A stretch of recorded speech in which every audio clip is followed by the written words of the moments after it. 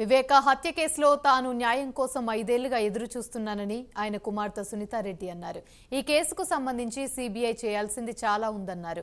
హైదరాబాద్లో నిర్వహించిన మీడియా సమావేశంలో ఆమె వివేక హత్య కేసుకు సంబంధించి పవర్ పాయింట్ ప్రెజెంటేషన్ ఇచ్చారు. ఈ కేసులో సీబీఐపై ఒత్తిడి ఉందన్నారు. తాను ప్రదర్శించిన దృశ్యాలు చూస్తే వివేకాది గుండెపోటు అని ఎవరైనా అనుకుంటారా అని ప్రశ్నించారు. హత్య జరిగిన రోజు రాత్రి, ఆ తర్వాత రోజు ఉదయం కాల్ డేటాతో పాటు గూగుల్ టేక్అవుట్ IPDR డేటాను సునీత వెల్లడించారు.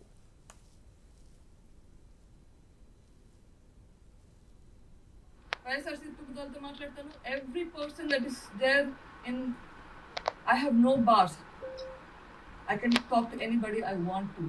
I am a human being. Who are you to say that I should not talk to anybody? Anybody who is in a position to make a difference. The position is important, not the person. నీకు ఒక పదవి ఉంటే, ఆ పదవిలో నీకు ఒక decision making capacity ఉంటే నీతో మాట్లాడడానికి నేను రెడీ.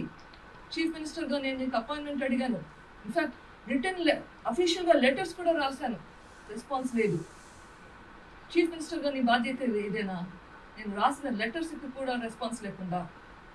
అండ్ చనిపోయింది మీ అన్నగారు, చాలా ప్రేమించే మీ అన్నగారు.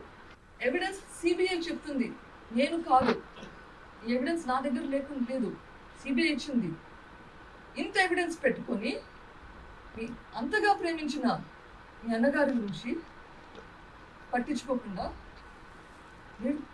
సిబిఐ నిందితుడు అని చెప్తున్నారు, నేను కాదు సిబిఐ నిందితుడు అని చెప్తున్నారు. వాళ్ళ పక్కన కూర్చొని గుత్తాసు పలకడం మీ ప్రేమను చాలా బాగా చూపిస్తుందండి.